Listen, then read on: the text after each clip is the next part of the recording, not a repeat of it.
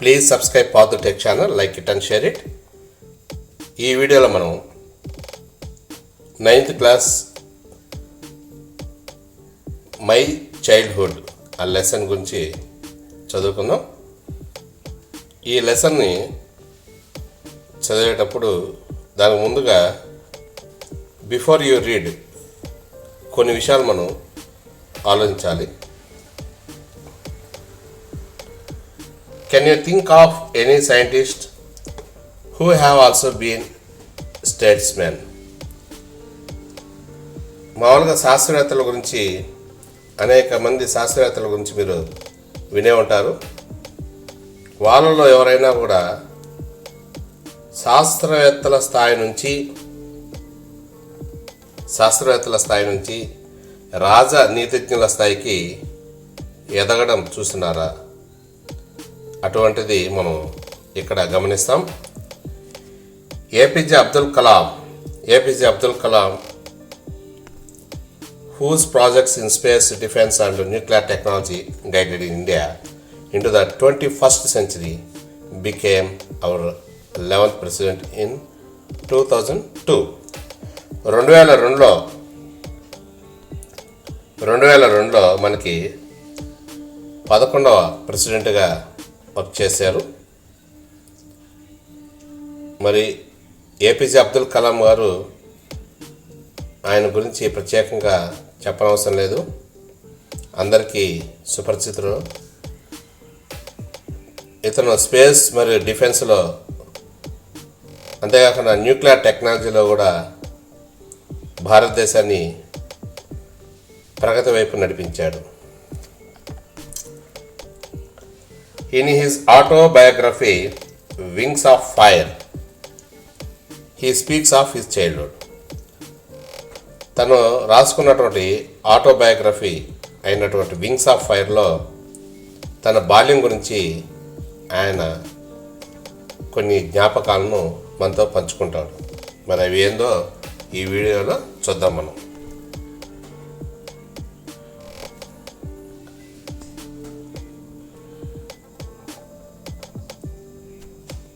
I was born into a middle-class Tamil family in the island town of Rameswaram in the erstwhile Madras state. My father, Jainuddin, had neither much formal education nor much wealth. Despite these disadvantages, he possessed great innate wisdom and a true generosity of spirit. He had an ideal helpmate in my mother, Ashiyamma. I do not recall the exact number of people she fed every day, but I am quite certain that far more outsiders ate with us than all the members of our own family put together. So I was born into a middle class Tamil family in the island town of Rameswaram. మరి ఇక్కడ APJ Abdul Kalam గారు తమిళనాడులోని రామేశ్వరంలో, దీవైనటువంటి రామేశ్వరంలో ఒక middle class ఫ్యామిలీలో కుటుంబంలో జన్మించారు. పూర్వకాలంలో మద్రాస్ రాష్ట్రం అని పిలువబడేటువంటి ఆ సమయంలో రామేశ్వరంలో ఒక మధ్యతరగతి కుటుంబంలో ఏపీజే అబ్దుల్ కలాం గారు జన్మించారు. వాళ్ళ నాన్న పేరు జైనులబ్దీన్. వాళ్ళ నాన్నకి పెద్దగా చదువు రాలేదు, అంతేకాకుండా సంపద కూడా పెద్దగా లేదు. అయినప్పటికీ అతనికి చాలా తెలివితేటలు ఉన్నాయి, మరియు మానవత్వం ఉంది. దాంతో ఆ కుటుంబాన్ని తన యొక్క తెలివిని ఉపయోగించి మరి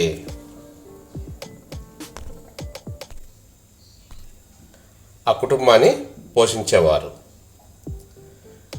వీరింటికి చాలామంది అతిథులు వచ్చేవారు. ఇక్కడ వీర అంటే అబ్దుల్ కలాం గారి అమ్మ ఆమె పేరు ఆసియమ్మ. మరి ఆసియమ్మకి వాళ్ళ నాన్న అంటే అబ్దుల్ కలాం నాన్న అయినటువంటి జైనులబ్దీన్ ఎంతో సహాయకారిగా ఉండేవాళ్ళు. వీరింటికి చాలామంది అతిథులు వస్తూ ఉండేవాళ్ళు. ఎంతమంది అంటే వీళ్ళింట్లో చాలామంది ఉండేవాళ్ళు. మరి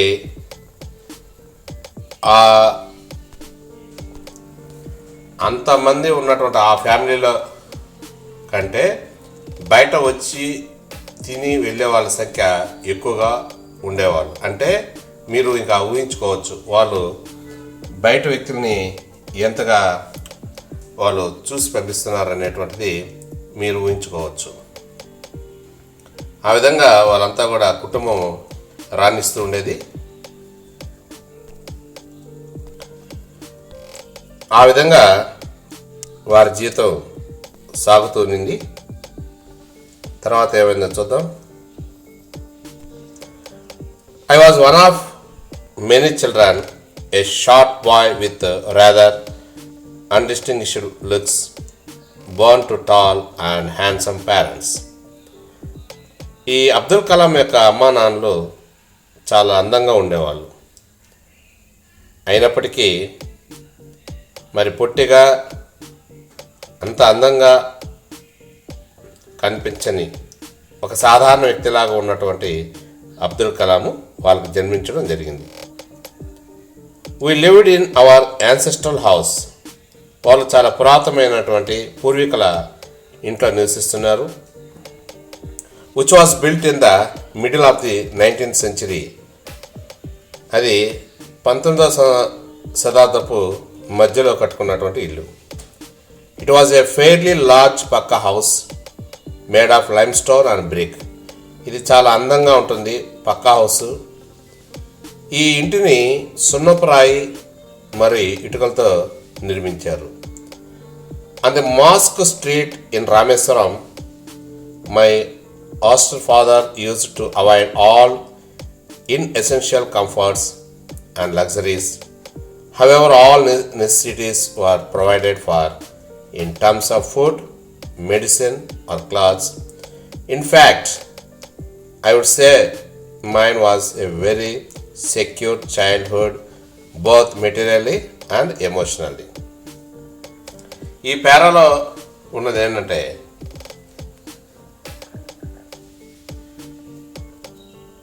వాళ్ళ యొక్క హౌస్ చాలా అందంగా ఉంటుంది, పురాతనమైంది. వీరి యొక్క ఇల్లు ఆ మసీదు వీధిలో ఉన్నదన్నమాట. రామేశ్వరం మామూలుగా సాధారణంగా హిందువులకు చాలా ఫేమస్ అయినటువంటిది. అయితే ఆ ఊర్లో మసీదు వీధి ఉంది. ఆ వీధిలో వీరి యొక్క ఇల్లు ఉండేదన్నమాట. వీళ్ళ ఫాదరు చాలా డిసిప్లిన్గా ఉండేవాళ్ళు. అనవసరమైన ఖర్చులకి వాళ్ళు డబ్బులు వృధా చేసేవాళ్ళు కాదు. ఏవైతే కంపల్సరీగా ఎసెన్షియల్గా ఉన్నటువంటి వాటికి మాత్రమే డబ్బులు వాడేవాళ్ళు. అయినప్పటికీ వీరికి ఏమేమి అవసరమో అవన్నీ కూడా వాళ్ళ నాన్న ఎంత అవసరమో ఆ అవసరాలు తగ్గట్టుగా తీర్చేవాడు. అందువల్ల వీళ్ళు ఎటువంటి ఇబ్బందులు లేకుండా ఆనందంగా వాళ్ళ చిన్న అంటే చైల్డ్హుడ్ని బాల్య జీవితాన్ని గడపడం జరిగింది. ప్రేమానురాగాలు కూడా చాలా చక్కగా అందించబడ్డాయి. అవే కదా ఎవరైనా కోరుకునేది. మరి అవి ఏపీజే అబ్దుల్ కలాంకి దొరికినాయి.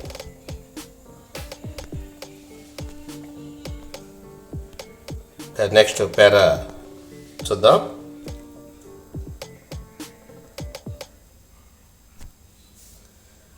The second world war broke out in 1939. Broke out అంటే ఇక్కడ 1939లో సెకండ్ వరల్డ్ వారు, రెండవ ప్రపంచ యుద్ధం ప్రారంభమైంది. When I was 8 years old. అప్పుడు అంటే ఇక్కడ అబ్దుల్ కలాం, ఏపీజే అబ్దుల్ కలాం అతనికి వచ్చేసి 8 సంవత్సరాలు. For reasons I have never been able to understand a sudden demand for tamarind seeds erupted in the market. Abdul కలాంకి కారణాలు తెలియవు కానీ ఆ సమయంలో ఆ చింతపండు యొక్క విత్తనాలు ఉన్నాయి, మనం ఆటలాడుకుంటూ ఉంటాం, చింతగింజలు అంటాం. ఆ చింతగింజలకి అక్కడ చాలా ధర ఏర్పడింది. I used to collect the seeds and sell them to a provision shop on Moscow Street. వీళ్ళంతా కూడా వాటిని కలెక్ట్ చేసే దాంట్లో నిమగ్నమై ఉండేవాళ్ళు. ఉదయం సాయం దాకా వాటిని సంపాదించి ఆ వచ్చినటువంటి ఆ చింతగింజల్ని ఆ మసీదు వీధిలో ఉన్నటువంటి ప్రొవిజన్ షాప్లో అమ్మేవాళ్ళు. A day's collection would fetch me the princely sum of 1 anna. అప్పుడు అవి అమ్మితే 1 అనా వచ్చేదన్నమాట. అప్పుడు చూసేదానికి అబ్దుల్ కలాం గారు మొదటి ఆ విధంగా సంపాదించడం వల్ల చిన్నప్పుడు చాలా గర్వంగా ఉండేదన్నమాట. My brother in law Jalaluddin would tell me stories about the war which I would later attempt to trace in the headlines in Dinamani. వారి యొక్క బంధువు అయినటువంటి జలాలుద్దీను ఆ యుద్ధం గురించి ఏపీజే అబ్దుల్ కలాంకి వివరించేవాడు. ఎందుకంటే ఇతను చిన్నోడు కదా, ఆ యుద్ధం ఎందుకు జరుగుతుందో తెలియదు. బావైనటువంటి అతను జలాలుద్దీను మరి అబ్దుల్ కలాంకి వివరంగా చెప్పేవాడు. ఆ తర్వాత ఆ దినమణి అనేటువంటి పత్రికలో ఆ విషయాన్ని గుర్తించేవాడు. Our area being isolated was completely unaffected by the war. వీళ్ళు ఉన్నటువంటి రామేశ్వరం అది చుట్టూరు నీళ్లు అంటే దీవిలాగా ఉంటుందన్నమాట. రామేశ్వరంకి వెళ్ళాలంటే పడవ మీద వెళ్ళాలి సముద్రంలో, కాబట్టి కొంచెం వేరు చేయబడినట్టుగా ఉంటుంది వాళ్ళ ఊరు. అందువల్ల ఈ 2వ ప్రపంచ యుద్ధం యొక్క ఫలితం, దాని యొక్క ఎఫెక్టు ఈ ఊరి మీద పడలేదు. But soon India was forced to join the allied forces and something like A state of emergency was declared. ఆ సమయంలో ఎమర్జెన్సీ లాంటిది డిక్లేర్ చేయబడింది. The first casualty came in the form of the suspension of the train halt at Rameswaram station. 2వ ప్రపంచ యుద్ధంలో భారతదేశం కూడా కొన్ని ఒత్తిడుల వల్ల పాల్గొనాల్సి వచ్చింది. ఎందుకంటే దాంట్లో పాల్గొంటే స్వాతంత్రాన్ని ఇస్తామని తెలిపారు. అందువల్ల ఆ విధంగా ఇష్టం లేకపోయినా కూడా పాల్గొనాల్సి వచ్చిందన్నమాట. అయితే the first casualty came in the form of suspension of the train halt at Rameswaram station.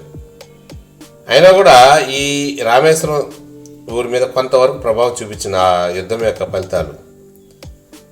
ఈ ట్రైన్ అనేటువంటిది రామేశ్వరంకి వచ్చి ఆగేది మామూలుగా అయితే, కానీ ఈ యుద్ధము ఫలితం వలన ఆ ట్రైను రామేశ్వరం స్టేషన్ ఆకుండా ఆ రామేశ్వరం మీద వెళ్తూ ఉండేది.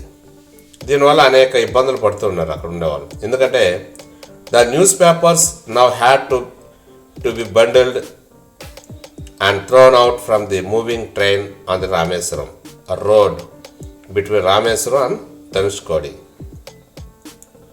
మరి రోజు చదివేటువంటి న్యూస్ పేపరు వాళ్ళకి ఆ ట్రైన్లో వచ్చేది, ఆ రామేశ్వరంలో దించుకునేవాళ్ళు, అందరికీ సర్క్యులేట్ అయ్యేది. ఎప్పుడైతే ఈ యుద్ధం ఫలితంగా ట్రైన్ రామేశ్వరంలో ఆగటం లేదు, అయితే ఆ ఊరు గుండా పోతుందన్నమాట. ఎటైనా సరే ఆ న్యూస్ పేపర్ని అమ్మేదానికోసంగా మరి ఆ రైలు వెళ్తూ ఉన్నప్పుడే వాటిని చేరవేసే ప్రయత్నం ఆలోచించారు. that forced my cousin Samsuddin, who distributed newspapers in Rameswaram, to look for a helping hand to catch the bundles, and as if naturally, I filled the slot. Samsuddin helped me earn my first wage of a century later. I can still feel the surge of pride in earning my own money for the first time. వాళ్ళ బంధువైనటువంటి సంసుద్దీను ఈ news paper విషయాన్ని చూసేవాడు.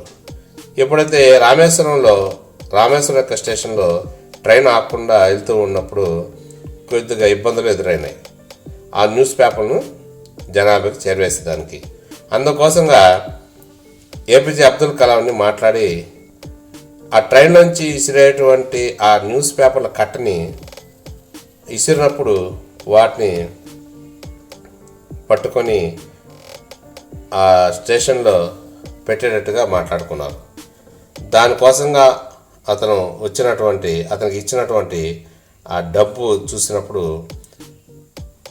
APJ Abdul కలాంకి ఎంతో సంతోషం వేసిందన్నమాట. ఇదే అతని జీవితంలో సొంతంగా సంపాదించినటువంటి డబ్బు అనమాట. ఎవరికైనా సంతోషం వేస్తుంది కదా, ఫస్ట్ టైం మనం మన కష్టంతో డబ్బు సంపాదించినప్పుడు ఆ డబ్బు మన చేతి తీసుకున్నప్పుడు ప్రతి ఒక్కరికి కూడా చాలా సంతోషం వేస్తుందన్నమాట. దాన్ని మన ఏపీజే అబ్దుల్ కలాం గారు గుర్తుకు తెచ్చుకున్నారు. ఇన్ని సంవత్సరాలైనా కూడా ఆ ఇన్సిడెంట్ అతనికి ఎంతగానో జ్ఞాపికను గుర్తు చేసిందన్నమాట. నెక్స్ట్ పేరా చూద్దాం మనం.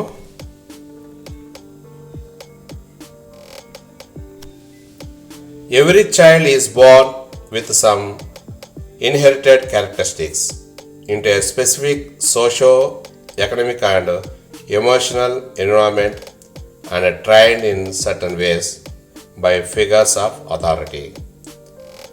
చాలామంది కూడా వాళ్ళ పుట్టుకతో కొన్ని సహజంగా వచ్చేటువంటి ఎమోషన్స్ కలిగి ఉంటారు. I inherited honesty and self-discipline from my father. APJ Abdul Kalam గారు వాళ్ళ నాన్న నుండి కొన్ని లక్షణాన్ని వాళ్ళకి సొంతం చేసుకున్నారు. అవి ఏంటంటే డిసిప్లిన్, క్రమశిక్షణ వాళ్ళ నాన్న నుంచి నేర్చుకున్నారు. From my mother I inherited faith in goodness. విశ్వాసం అనేటువంటిది వాళ్ళ అమ్మ నుంచి నేర్చుకున్నాడు. మంచితనము, విశ్వాసము, దయ ఉండడం, ఇవన్నీ కూడా వాళ్ళ అమ్మ దగ్గర నుంచి నేర్చుకున్నారు. So did my 3 brothers and sister. I had 3 close friends in my childhood. అంతేకాకుండా ఆయనకి 3 అన్నదమ్ములు, 1 చెల్లెలు ఉన్నారన్నమాట. వీళ్ళందరూ కూడా అన్నరాగంతో ఉండేవాళ్ళు. ఏపీజే అబ్దుల్ కలాంకి చిన్ననాటి బాల స్నేహితులు ఉండేవాళ్ళు. వాళ్ళు ఎవరంటే Ramanatha Sastri, Aravindan and శివప్రకాశన్.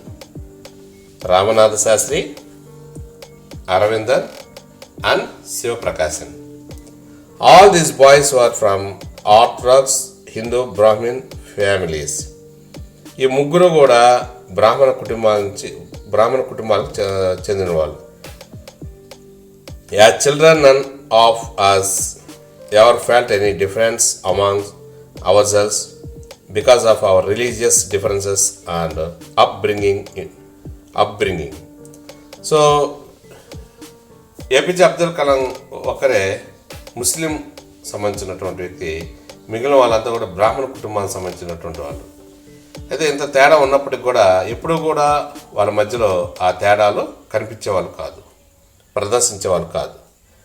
In fact Ramanatha Sastri was the son of Pakshi Lakshmana Sastry. మనం ఈ 3లో రామనాథ శాస్త్రి అనేటువంటి బాల స్నేహితుడు పక్షి లక్ష్మణ శాస్త్రి యొక్క కొడుకు. అతను the high priest of the Rameswaram temple. Later he took over the priesthood of the Rameswaram temple from his. Rameswaram temple చాలా ఫేమస్ అయినటువంటిది. ఆ టెంపుల్లో ప్రధాన అర్చకులుగా లక్ష్మణ్ శాస్త్రి గారు పనిచేసేవారు. మరి ఈయన పుట్టినటువంటి సంతానమే రామనాథ శాస్త్రి.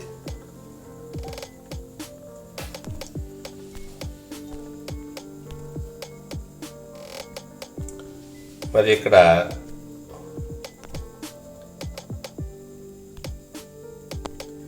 చూడండి, మనం డయాగ్రాము ఈ పిక్చర్ చూడంగానే మనకి ఎంతో ముచ్చటేస్తుంది. Our family used to arrange boats for carrying idols of the lord from the temple to the marriage site. చూడండి, ఏపీజే అబ్దుల్ కలాం వాళ్ళ ఫ్యామిలీ మరి అక్కడ జరిగేటువంటి దేవుడి పెళ్ళికి అంతా కూడా అరేంజ్మెంట్ అంతా కూడా ఈ కుటుంబమే చేస్తుంది. అక్కడ బోట్స్ కూడా, అంటే అక్కడికి వెళ్ళేవారికి చూసేవారికి మరి ప్రయాణ సౌకర్యాన్ని వీళ్ళు కలిగిస్తారన్నమాట. తర్వాత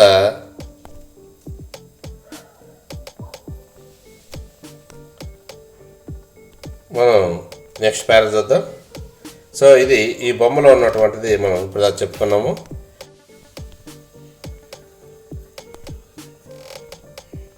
నెక్స్ట్ ప్యారా చూద్దాం.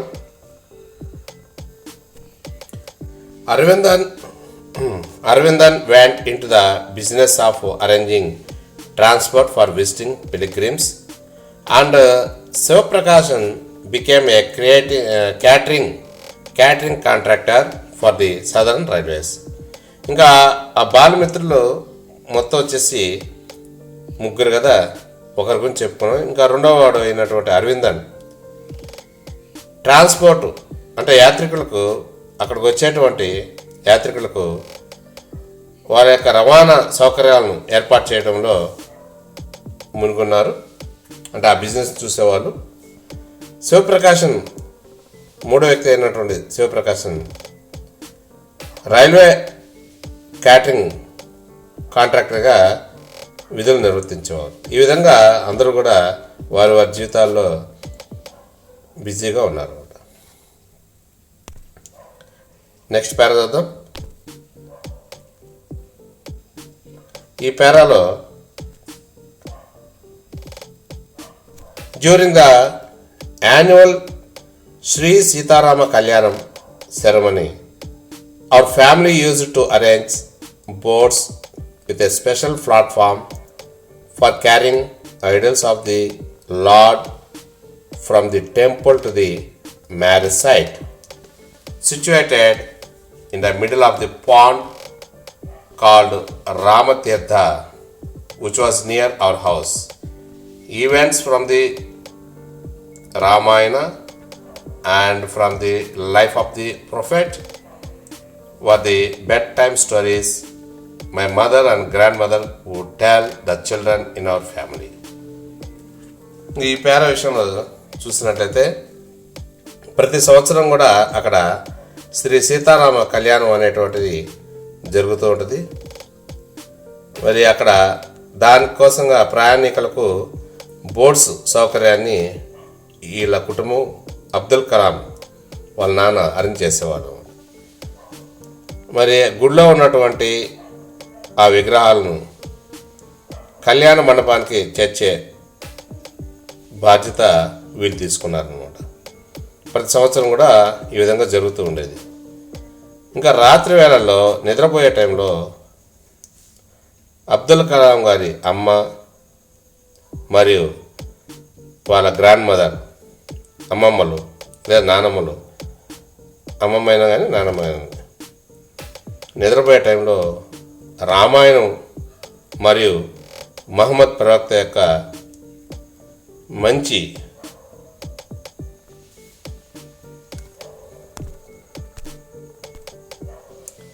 జీవితంలోని మంచి సంఘటనల్ని పిల్లలకి ఉదాహరణగా చెప్పేవాళ్ళు.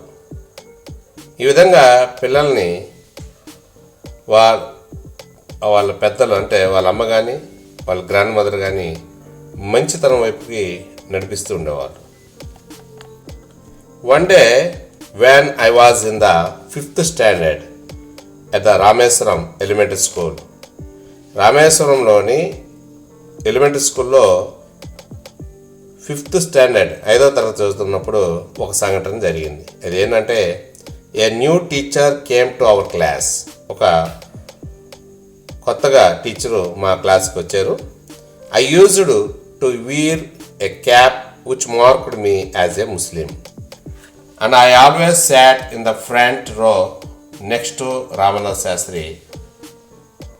నేను ఎప్పుడు కూడా ఇంకా అంటే అబ్దుల్ కలాం యొక్క తల మీద టోపీ పెట్టుకునేవారు. ఎందుకంటే ముస్లిం కదా, వారి యొక్క సాంప్రదాయం ప్రకారం. మరియు అతని ఫ్రెండ్ అయినటువంటి రామనాథ్ శాస్త్రి పక్కన ఫస్ట్ బెంచ్లో ఫస్ట్ వరుసలో కూర్చునేవారు. హూ ఆర్ ది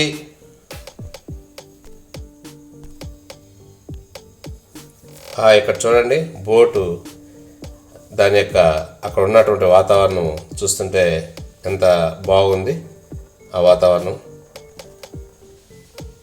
నెక్స్ట్ పేర చూద్దాం మనం. Sacred trade. సో ఆ రామనాథ్ శాస్త్రి బ్రాహ్మణ్ అని ఇందాక చెప్పుకున్నాము.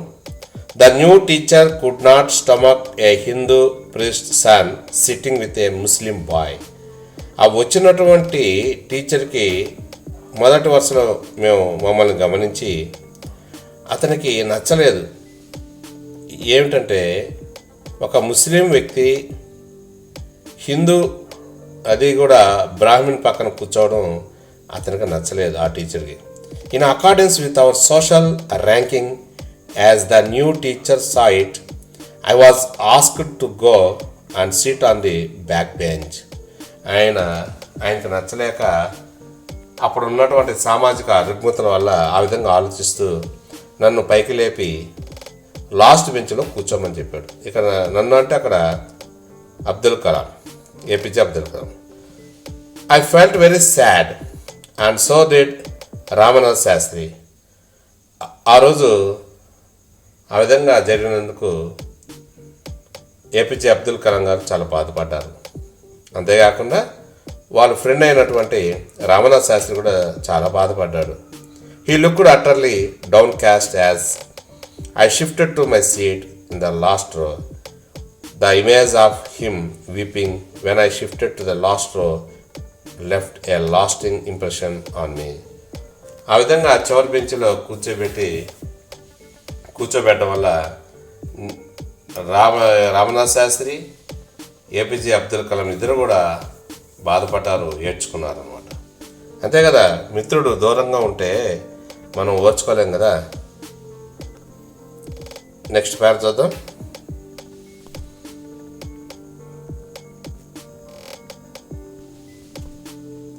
After school we went home and told our respective parents about the incident. Lakshmana Shastri summoned to the teacher and in our presence told the teacher that he should not spread the poison of social inequality and communal intolerance in the minds of innocent children. He bluntly asked the teacher to either apologize or quit the school and the island.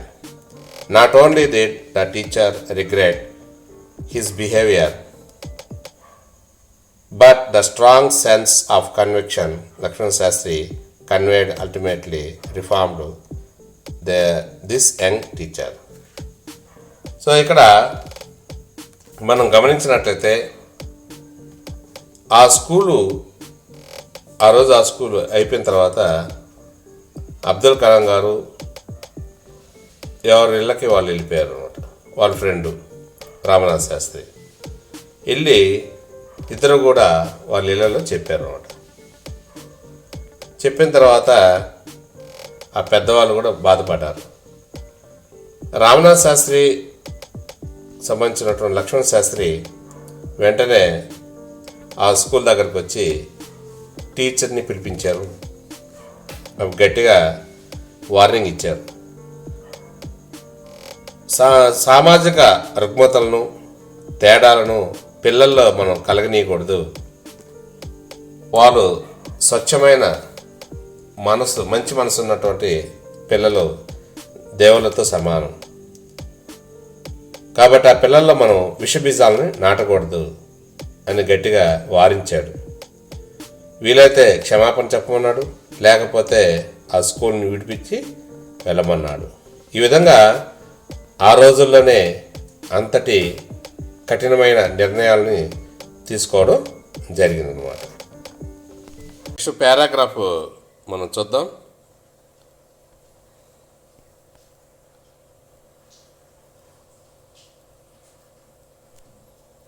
అక్కడ పైన మనం diagram picture చూసినట్లయితే, I always sat in the front row next to Ramanath Sastri. మన అబ్దుల్ కలాం, ఆ టోపీ పెట్టుకున్నటువంటి ఆ చిన్న బాలుడు అబ్దుల్ కలాం రామనాథ్ శాస్త్రి పక్కన ఎప్పుడు కూడా మొదటి వరుసలో కూర్చుంటారు అనమాట. వాళ్ళిద్దరు చాలా సన్నిహితులు అనమాట. సో ఈ పిక్చర్ ద్వారా మనకి అది బాగా అర్థమవుతుంది. On the whole, the small society of Rameswaram was very rigid in terms of the segregation of different social groups. However, my science teacher Sivasubramania Iyer, though an orthodox Brahmin with a very conservative wife, was something of a rebel. He did his best to break social barriers so that people from varying backgrounds could mingle easily. He used to spend hours with me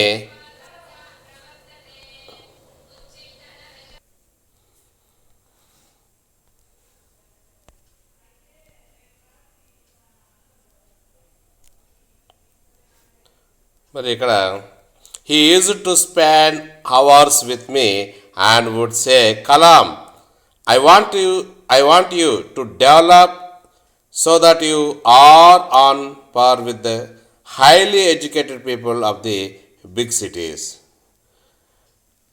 On the whole, the small society of Rameswaram was very rigid in terms of the segregation of different social groups. మరి ఆ రామేశ్వరం చాలా చిన్న ఊరైనప్పటికి కూడా అనేక వర్ణాలకు సంబంధించినటువంటి, కులాలకు సంబంధించినటువంటి వ్యక్తులు సహజంగా నివసిస్తూ ఉంటారు కదా. మరి ఆ కాలంలో మరి వ్యత్యాసాలు చాలా ఎక్కువగా ఉండేవి, చూపించేవాళ్ళు అనమాట. However, my science teacher Sivasubramanian Iyer, though an orthodox Brahmin with a very conservative wife, అతని యొక్క భార్య సాంప్రదాయ వ్యవస్థను ఎక్కువగా పాటిస్తూ ఉండేది, చాలా కఠినంగా వ్యవహరిస్తూ ఉండేది. మరి ఈ వ్యక్తి అయ్యర్ గారు బ్రాహ్మణ్ అయినప్పటికి కూడా కొంచెం అప్పుడు ఉన్నటువంటి సామాజిక అడ్డంకులను తొలగించేదానికి ప్రయత్నం చేసేవాడు, తన వంతు ప్రయత్నం చేసేవాడు. కానీ అతని భార్య మాత్రము పాత విధానంలోనే కఠినంగా ఉండేది. మరి ఏమైందో చూద్దాం. He use to spend hours with me and would say, ఇతను ఎక్కువ కూడా కలాంతో ఎక్కువ గడిపేవాడు. ఏమంటాడంటే, కలాం, నువ్వు ఎప్పటికైనా పెద్ద పెద్ద నగరాల్లో ఉండేటువంటి ఉన్నత విద్యావంతులతో సమానంగా అభివృద్ధి చెందాలని నేను కోరుకుంటున్నానని ఆ అయ్యర్ గారు అనేవారు.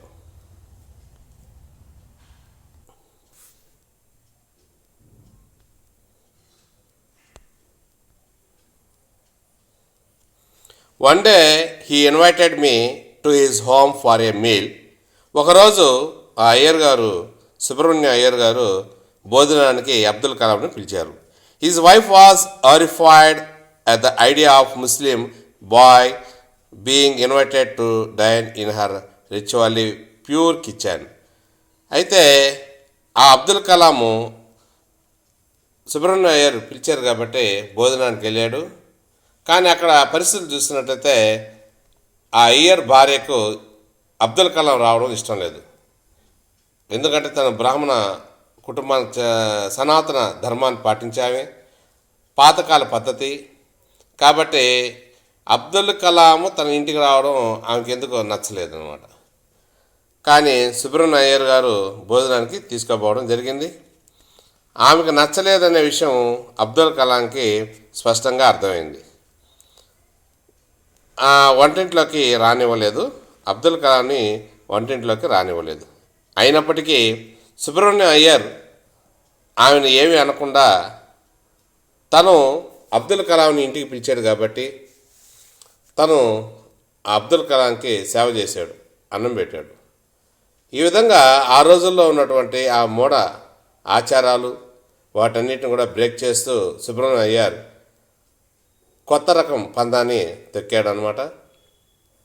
అన్ని కులాలని సమానంగా చూసే మనస్తత్వం కలిగినటువంటి వ్యక్తి మన సుబ్రహ్మణ్య అయ్యర్.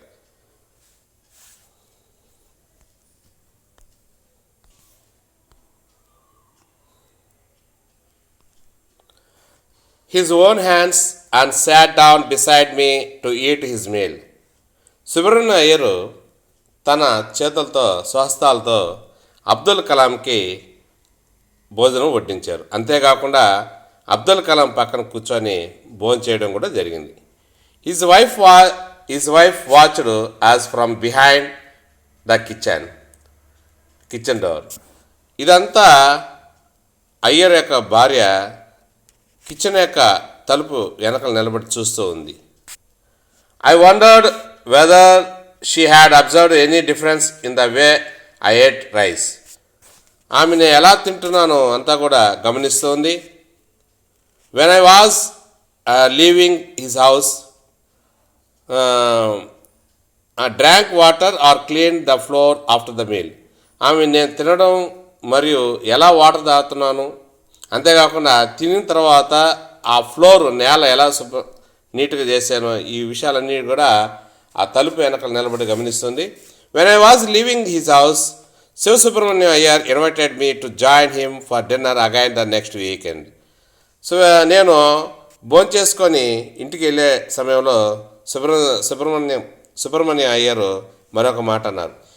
వచ్చే వారం అంతంలో మా ఇంటికి భోజనానికి మరలా రావాలని అభ్యర్థించాడు. Observing my hesitation he told me not to get upset, saying once you decide to change the system of such problems have to be confronted. When I visited his house the next week, Shiva Subramanian Iyer's wife took me inside her kitchen and served me with her own hands. ఎప్పుడైతే ఆ మాట అన్నాడో శివసుబ్రహ్మణ్య అయ్యర్ గారు మరలా రమ్మని, కానీ నాకేదో కొద్దిగా ఇబ్బందిగా ఫీల్ అయ్యి, ఎందుకంటే అబ్దుల్ కలాము ఆ ఇంటికి పోతే అతని భార్య కొంచెం ఇబ్బందిగా ఫీల్ అవుతుంది, మరలా ఎందుకు నన్ను పిలవడం అని అనుకుంటూ ఉన్నాడు. కానీ ఆ అయ్యర్ గారు ఏమన్నా అంటే, మనం కొన్ని కొత్త విధానాన్ని ప్రవేశపెట్టాలంటే మనం కొన్ని ఇబ్బందులు పడాల్సి వస్తుంది, తప్పకుండా వాటిని ఎదుర్కోవాలి, నువ్వు వాటిని ఏం పట్టించుకోకుండా ఖచ్చితంగా నెక్స్ట్ వీక్ మా ఇంటికి భోజనానికి రా అని చెప్పాడు.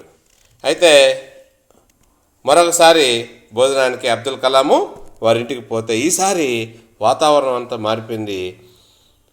గతంలో ఆమె నిరాకరించింది, కానీ ఇప్పుడైతే ఆమె తన స్వయంగా అబ్దుల్ కలాంకి భోజనం వడ్డించడం జరిగిందనమాట.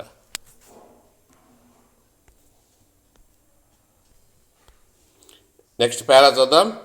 Then the second world war was over and India's freedom was imminent. Indians will build their own India declared Gandhiji. రెండవ ప్రపంచ యుద్ధం చివరి దశకు చేరుకుంది. గాంధీజీ గారు ఏమన్నారంటే, మన ఇండియన్స్ సొంతంగా వారి యొక్క దేశాన్ని నిర్మించుకునే స్థాయికి చేరుకున్నారు అనేటువంటి నినాదాన్ని ఇచ్చారు. The whole country was filled with an unprecedented optimism. I asked my father for permission to leave Rameswaram and study the district headquarters in Ramanathapuram. మరి మా నాన్ని అప్పుడు అడిగాను, అంటే అబ్దుల్ కలాం గారు వాళ్ళ నాన్నని అడిగారు, ఏమంటే పై చదువు చదివేదానికి అక్కడ జిల్లా హెడ్ క్వార్టర్స్ అయినటువంటి రామనాథపురానికి పంపించమని.